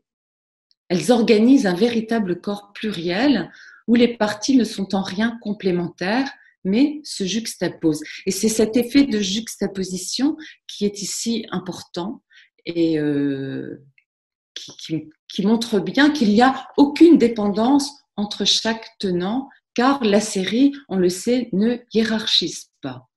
C'est en quoi chacune de ces femmes, et la mère de la petite Masque y compris, compose la série par ajouts successifs, tout en l'incarnant. Néanmoins, cette valeur inclusive donnée ici à chacune d'elles ne gomme pas pour autant l'effet sériel. Ces anciennes amantes, que la description individualise rarement, il faut le remarquer, puisque c'est dans leur rapport à la série que la description de leur corps est envisagée. Donc, ces femmes semblent amovibles et permutables, tant elles partagent une relation isomorphique au sein de la série elle-même. Mais justement, c'est l'adjectif isomorphique qui est important ici, puisqu'on sait qu'il peut y avoir remplacement de la chose par une autre, mais que ces deux choses-là ne sont pas identiques. Dit autrement, les descriptions révèlent que chaque maîtresse obéit à la même logique, celle du une plus une, soulignée par Hervé, mais bien avant par Lacan, qui est aussi un une par une. Ce que souligne ironiquement le nom de l'hôtesse, la comtesse de Chiffreva. Ainsi va le chiffre. Donc, du fait de leur position relative dans la séquence, elles sont un nombre dans la série, laquelle n'ayant théoriquement pas de limite. Aussi n'est jamais posée l'exigence d'une clôture dans le texte. Néanmoins, la série, et c'est ça qui est très étrange et qui complexifie le tout, la série fait cercle dans ce texte. On peut lire un cercle rayonnant autour de Don Juan, une chaîne de femmes comme celle, et je cite le texte, autour du baquet de Mesmer, 12 délicieuses bouches attentives, comme une ondulation circulaire sur la surface limpide d'un lac. Cercle que surplombe et domine Don Juan qui, insiste le texte, étreint d'un regard circulaire toutes ces femmes qui formaient autour de la table une si magnifique ceinture. Ce regard est donc leur loi. Et ça, c'est important pour nous et pour la suite. Tout ceci laisse présager qu'aucune des 12 n'a de chance d'être l'élue, c'est-à-dire celle qui ferait rupture dans la chaîne des femmes, fantasme de coupure qu'indique peut-être en creux la présence insistante d'un couteau tout au long de la nouvelle, entre les mains de la duchesse, celle qui invite. Couteau qui ne tranchera rien, comme tient à le souligner le narrateur à la fin du récit, et pour cause, le texte ne cessant d'avouer que ces 12 n'existent que dans le rapport qu'elles entretiennent chacune avec le multiple qu'ordonne la série. Chacune est le fragment de ce tout. À l'opposé des 12, tout prédispose la petite masque à la singularité, sa laideur, son aspect maladif, sa dévotion sombre et superstitieuse, et surtout son aversion pour Don Juan. C'est un personnage marginal, installé par son âge dans une liminarité physiologique, ni tout à fait femme, ni plus tout à fait enfant, elle a 13 ans. Ajoutons que la formulation agrammaticale « la petite masque », alors que masque est masculin, rappelle à certains égards celle du petit chaperon rouge, où le masculin et le féminin se chevauchent. Dans les deux cas, par ailleurs, nous avons affaire à un récit de puberté. Ainsi, tout chez cette jeune fille contredit les classifications propres aux maîtresses de la série. Et pourtant, malgré ou à cause de son étrangeté totale, en ce qu'elle ne peut être intégrée d'aucune façon à l'ensemble, elle est celle qui va le subsumer. De ce point de vue, c'est-à-dire par rapport à la série, elle rejoint la position extérieure et liminaire de Don Juan. Don Juan aussi est un être liminaire, il n'appartient à aucune catégorie, si ce n'est à la sienne.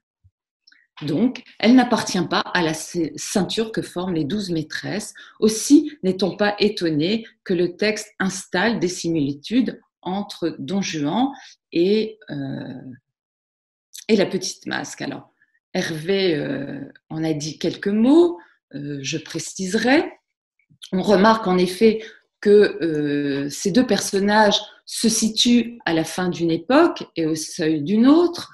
Alors qu'elle quitte l'enfance pour l'âge adulte, lui se dirige vers la vieillesse.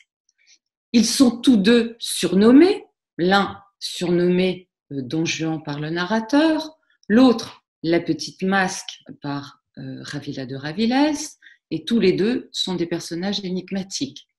Physiquement, l'un et l'autre sont associés, Hervé l'a dit, sont associés au bronze. Elle est décrite comme une espèce de maquette en bronze dont elle possède la dureté. Lui semble taillé dans un bronze de Michel-Ange. D'un point de vue généalogique, l'un et l'autre ne ressemblent pas à leur géniteur. Elle, on l'a vu, est indigne du moule splendide d'où elle était sortie. Lui appartient à cette mystérieuse race qui ne procède pas de père en fils. Ainsi, tous les deux, depuis leur naissance, entretiennent un rapport d'insularité avec leurs proches, ce qui semble, dans les deux cas, induire une prédisposition pour l'unique, voire l'absolu. Don Juan n'est-il pas un homme-dieu, un roi, comme l'a remarqué Hervé, un maître? N'incarne-t-il pas la beauté absolue? Et la grande dévotion de la petite masque ne signale-t-elle pas un fantasme d'union mystique et totale? On le voit. Sans être l'écho l'un de l'autre, ils partagent, à n'en pas douter, une forme de gémelléité. C'est pourquoi, à l'opposé de bien des critiques, et notamment Marie-Claire Repars, je ne crois pas que Don Juan a fait germer l'idée du péché dans une âme innocente. Mais je pense bien plutôt que la jeune fille attendait que l'idée latente qu'elle avait du péché lui soit enfin révélée. Elle ne pouvait pas trouver meilleur révélateur au sens photographique du terme que Don Juan. Ainsi, la fiction du corps, tombée enceinte, permet d'avouer, de confesser les sentiments cachés, ce qu'elle contient depuis longtemps et qui s'expriment au travers de cette couvaison miraculeuse. J'eus le malheur d'aller m'asseoir après lui dans le fauteuil qu'il avait quitté. Dit autrement, l'immaculée conception de la bien nommée petite masque fonctionne comme un lapsus, car au bout du compte, rien dans son récit ne penche pour un quelconque triomphe de l'innocence, mais plutôt son désir sexuel, en rivalité avec celui de sa mère, pour se satisfaire, doit être contre-investi par une raison supérieure, on sait que c'est une mystique, dont elle serait la victime. En étant possédée contre sa volonté, la volupté de l'enfant se meut en un rapt infernal. On voit comment s'actualise dès lors le déplacement. Bien que des mains de Dieu, elle tombe dans celle d'un homme démoniaque dont elle devient l'instrument, l'enfant qu'elle porte signe néanmoins à ses yeux, mais pas seulement, tout le récit le prouve, son élection absolue. En effet, cette grossesse imaginée la rend supérieure à toutes les femmes et surtout à sa mère. Ainsi, Ravila de Ravilès répond mieux que Dieu aux exigences narcissiques de la jeune fille. Sur ce point précis, elle rejoint le narcissisme jaloux de la femme de Putiphar. De la même façon, cet enfantement miraculeux nourrit l'égotisme et le besoin d'absolu de Don Juan. Et c'est là où je crois qu'elle estampille quelque chose chez lui. Lui qui, selon le texte, c'est très important, vit du sang des âmes et qui, je cite encore, comme le démon lui-même, aime les âmes encore plus que les corps et qui fait même cette traite-là de préférence à l'autre. C'est un esclavagiste. C'est un négrier infernal, nous dit le texte. Il vampirise donc l'âme de la jeune fille sans en passer par son corps. Il n'y a pas de rapport sexuel entre les deux. Ce rude spiritualisme, je cite le texte, indique que, comme la petite masque, Don Juan se refuse à toute fragmentation. Sa position reste ici idéale. Les nombreuses références à son unicité ne cessent de le suggérer et mettent en place une topique du un, c'est-à-dire du un comme totalité. Et s'il fait de cette anecdote son plus bel amour, c'est peut-être, parce que celui-ci est de ce point de vue le plus significatif. La petite masque, en se donnant sans se donner, sert de modèle théorique, elle fait glisser l'expérience au concept et révèle que le désir de Don Juan pour elle est sans importance. À la manière des mystiques, elle ne demande aucune autorisation. Elle est seule sujette de l'expérience. C'est en quoi elle dit vrai. Elle est celle qui sait, alors que les autres, toutes les autres maîtresses, qui croient pourtant en Don Juan, attendent de lui un savoir, une estampille. Quant à elle, la petite masque n'attend aucune annonciation, personne ne parle pour elle, ce en quoi sur la scène de l'énonciation, elle s'autorise une place identique à celle de Don Juan, mettant, comme il le fait lors de ce souper, ses destinataires dans l'obligation de se rendre attentifs. Elle prend la place de Don Juan un certain temps, en quelque sorte. Ce texte rappelle donc à quel point parole et désir appartiennent à une économie identique dans laquelle ils sont noués par le fantasme. Une fois la confession de la petite masque s'active au sein du récit, bien qu'autrement, un des enjeux de la Phèdre de Racine, que Roland Barthes a bien éclairé et que l'on peut résumer par l'adage « dire, c'est faire ». Ce que révèle également le texte de Barbey, c'est que la rencontre des corps implique de facto une dévalorisation de jouissance, jouissance à laquelle tient mordicus, la très jeune fille. C'est pourquoi pour elle, et peut-être pour nous tous, la vraie rencontre est celle qui est toute en possibilité, et pour Don Juan, visiblement, c'est celle qui a lieu dans les mots de l'autre. Ravila de Ravilès, ce nom indique le fantasme du rapt qui habite Don Juan et que lui offre la petite masque dans cette couvaison miraculeuse véritable théâtralisation de son désir, elle fait de lui un amant, un père et surtout un Dieu, et ce, par une non-réciprocité sexuelle absolue. C'est là où la petite Masque est tout à fait redoutable et tout aussi infernale que Don Juan. C'est pour ça que je ne suis pas du tout d'accord avec les critiques qui sont faites de ce personnage généralement, donc de cet enfant. C'est qu'en véritable hystérique, elle fait de Don Juan son maître au moment même où elle le destitue. La logique pulsionnelle, nous dit Barbey en creux, se moque de toute raison raisonnable, ce qui ne veut pas dire qu'elle a tort. Finalement, la position sérielle des 12 maîtresses au corps abandonné à l'autre, celles qui s'abandonnent à l'autre, celles qui se sont abandonnées donc à Don Juan, ou l'intouchable petite Masque qui a fait, elle, et je le dis en riant de la distanciation physique, un atout majeur, ne cesse de rappeler que la rencontre est toujours peu ou prou un bout de rencontre et qu'elle est fondamentalement inachevée et perpétuellement espérée pour cette raison même. Je vous remercie.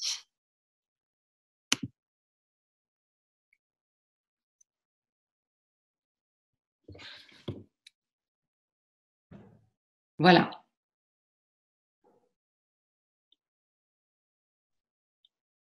Mais là, je ne t'entends plus, Pamela. À vous, Hervé Castalé, est-ce que vous voudriez répondre? Est-ce que vous m'entendez? Oui. Vous m'entendez, Véronique? Oui, je vous entends. Je vous remercie de votre texte, que j'aime beaucoup parce qu'il ouvre des discussions. Alors, pour faire un lien avec ce que vous venez de dire, j'ai trois questions qui me sont venues dans le cours de votre exposé. Et ce sont vraiment des questions, c'est-à-dire votre éclairage m'importe beaucoup. C'est que la première question, la voici, lorsque le comte Ravilla de Ravilles parle de sa maîtresse, la marquise, 3 fois marquise, la mère de la petite Masque, il insiste qu'alors qu'elle est immensément belle, elle est maladroite aux caresses. Et c'est un point sur lequel il insiste. Je lis, maladroite aux caresses, comme elle était imprudente dans la vie, à ne pas se perdre vis-à-vis d'un monde toujours armé, toujours implacable, et à pratiquer dans l'intimité le grand art de l'amour qui empêche l'amour de mourir. Elle avait cependant l'amour, mais l'art de l'amour lui manquait. C'était le contraire de tant de femmes qui n'en ont que l'art. Et je voulais vous demander comment vous prenez cette référence à, au fond, son incapacité à savoir faire l'amour. Comment je prends son incapacité à savoir faire l'amour? Qu'est-ce que vous voulez? Vous entendez comment je la situe dans le texte? Cette précision qu'apporte Ravilla de Ravilles. Justement, je pense que ça fait référence à ce que la citation que j'ai faite tout à l'heure, à savoir que c'est pas seulement les corps qui intéressent Don Juan, je dirais, c'est pas vraiment du tout ce qui l'intéresse, mais bien l'âme. Et que là, c'est l'âme et le cœur aussi, en l'occurrence, de cette femme qui l'intéresse, de cette marquise. Hein, c'est une marquise. Non, voilà, je crois que ça c'est très intéressant, cette insistance sur, au fond, le diable s'intéresse aux âmes. Oui, tout à fait.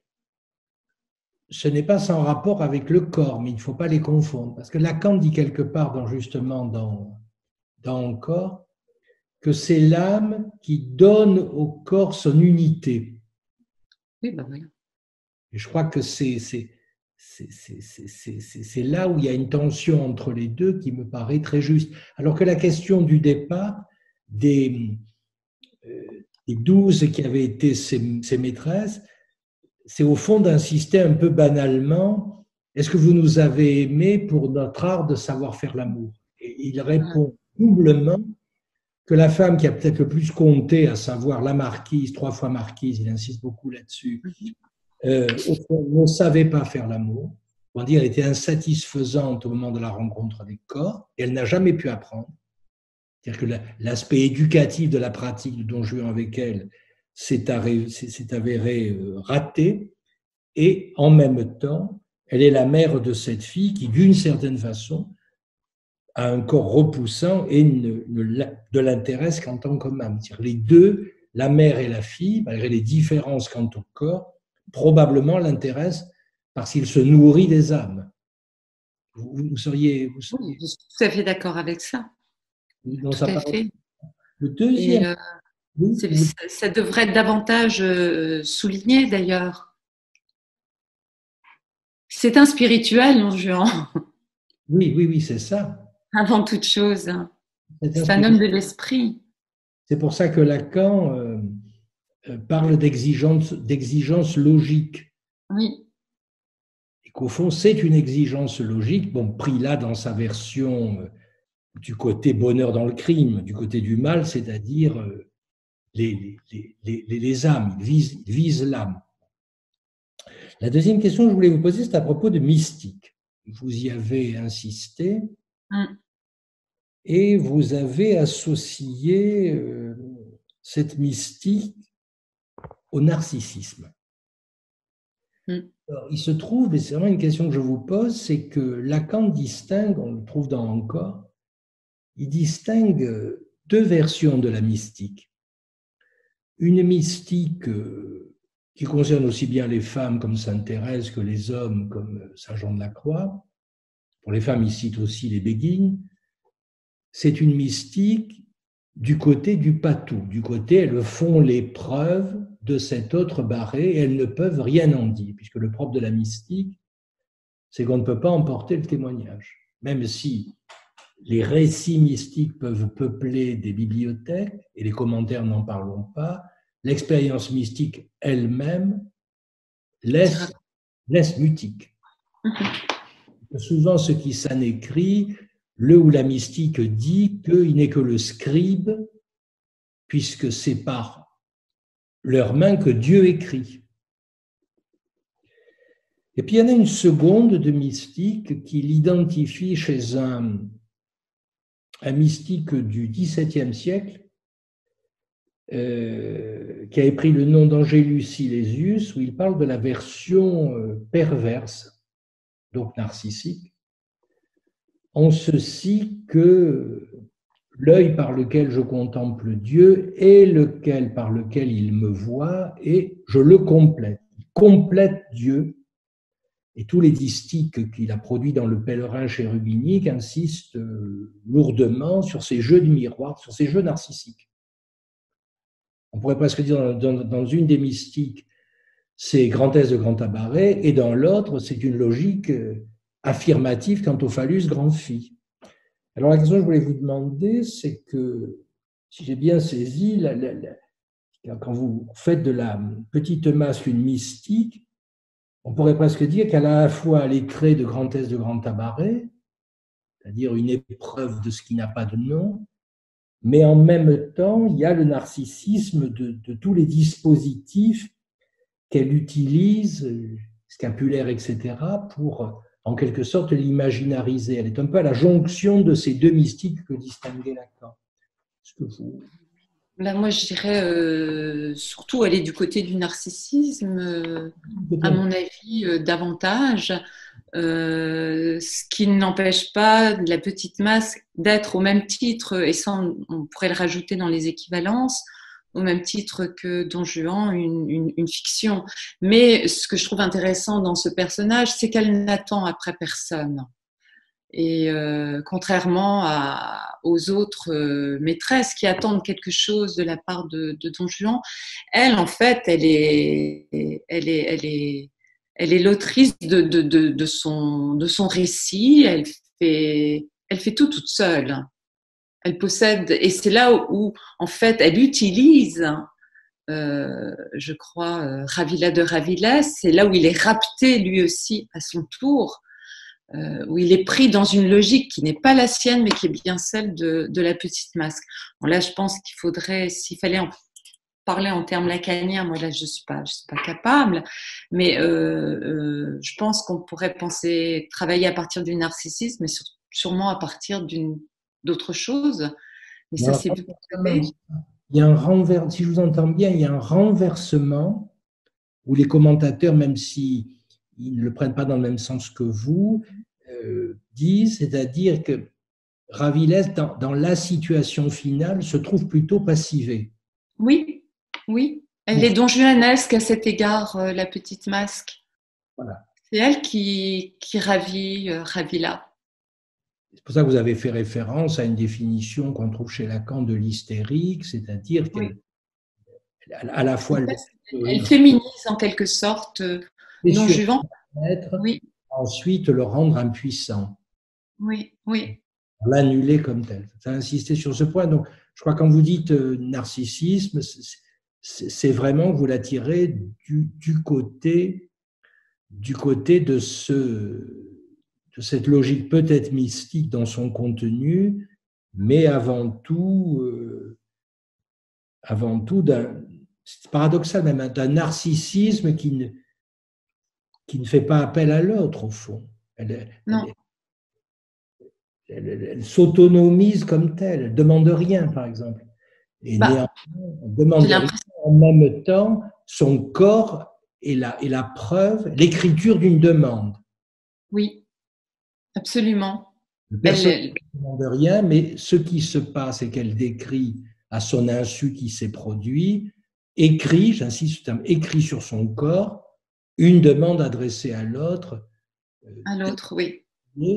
Chez celui qui se proposait de ne pas la reconnaître comme femme, puisqu'il l'excluait, ne la supportant pas, alors que le personnage... Oui, mais attention, là, il faut faire attention, parce que justement, et c'est là où je la trouve très forte, c'est qu'il ne la supporte pas parce qu'elle ne le supporte pas. Il a fait tous les efforts du monde pour la séduire. Ça ne marche pas. Elle ne s'intéresse pas, elle ne le supporte pas. Il y a quelque chose qui fonctionne parce qu'elle le déteste, mais il ne l'a pas séduite. Il la séduit, mais il ne la séduit pas comme il séduit les autres, en tout cas. C'est très compliqué. La séduction de Ravila de Ravilès. Elle objecte à sa séduction. Mais en même temps, elle obtient malgré tout cette marque d'être une femme puisqu'il l'engrosse. Absolument. C'est pour ça que je dis, elle l'institue et le destitue en même temps. C'est ce qui fait la complexité du personnage. Je suis d'accord. Là, c'est plus subtil que ce que je disais et ça me paraît beaucoup plus juste. Donc, oui. Et cette idée, au fond, qu'elle se marie ensuite très vite, elle part en province et elle meurt jeune. Comme si, en quelque sorte, la démonstration faite, la vie ne pouvait pas se poursuivre. Oui. Vous seriez d'accord là-dessus? Oui, tout à fait. Tout à fait. De toute façon, Barbey fait mourir ses personnages extraordinaires. Il les fait mourir. Oui, souvent. Mais... Alors, il y a une question que je voulais vous poser.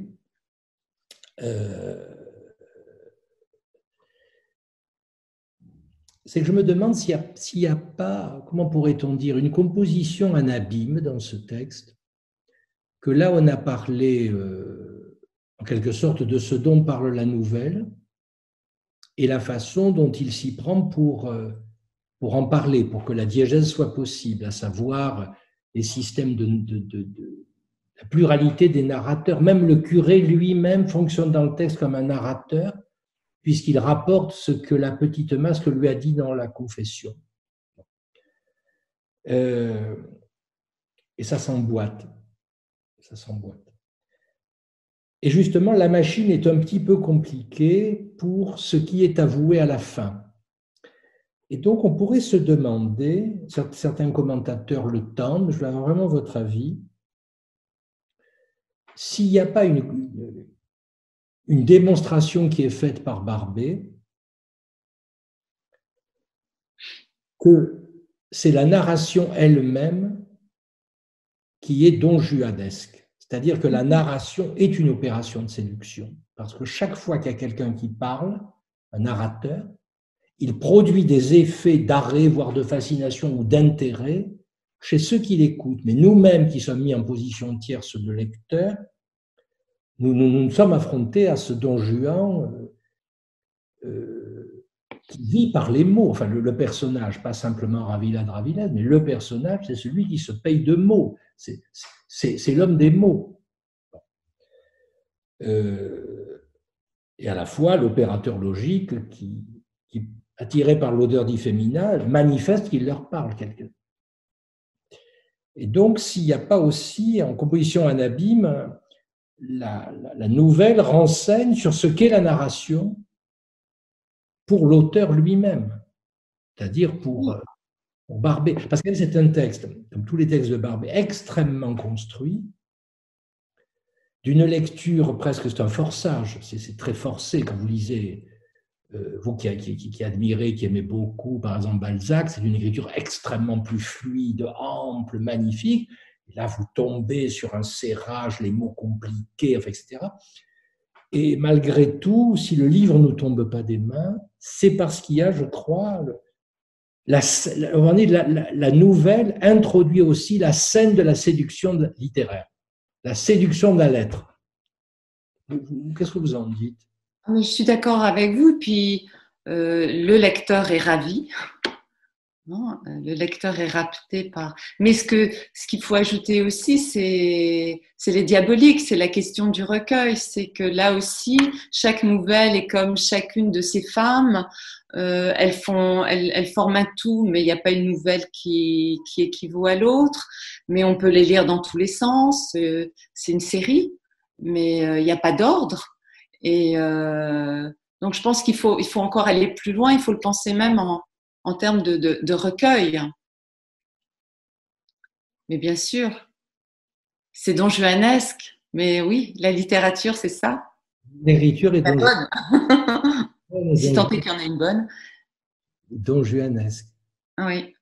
Non, mais je suis tout à fait d'accord avec vous. Qu'est-ce qui vous a intéressé en travaillant comme vous le faites, en vouant votre vie aux études littéraires? Pardon? Est-ce que ça vous a marqué à un point tel que vous qui avez orienté votre vie depuis de nombreuses années dans les études littéraires, c'est que la littérature est don juanesque? En tout cas, je ne l'ai pas pensé comme ça, mais il est clair que moi et tous ceux qui sont tombés dans la littérature comme moi ont été ravis, ça c'est certain. Après, je vais me poser la question. Non, mais vous voyez, je demande parce qu'au fond, c'est au point où on en est de la discussion, c'est sûrement pas un hasard si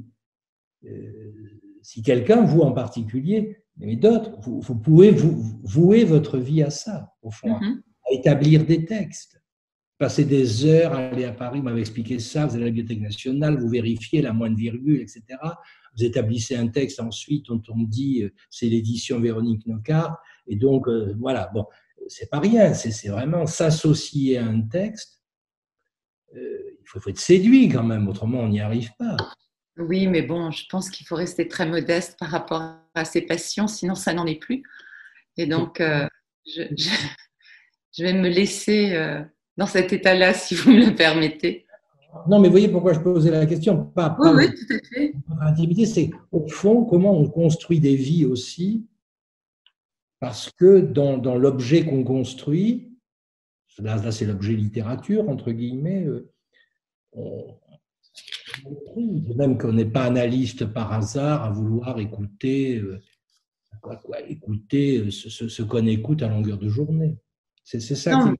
Oui, mais moi je crois que ça revient à ce que je disais à la fin de cette présentation, qui est une proposition, c'est que toute rencontre n'est jamais qu'un bout de rencontre, et donc on continue, parce que la rencontre n'est jamais finie en fait. Donc votre histoire du fragment, que vous distinguez du fragment… Je crois qu'il y a des questions. Donc, si vous voulez, la différence que vous faites entre le fragment et le fragmentaire, c'est que c'est la littérature séduit, mais elle opère aussi par fragments, c'est ça? Oui, tout à fait. C'est visible. Regardez la bibliothèque, n'importe quelle bibliothèque, c'est évident. C'est comme ça. Mais oui. Bon. Qu'est-ce que vous en pensez, Pamela? Vous êtes d'accord qu'on... Vous voulez poser une question? Vous voulez...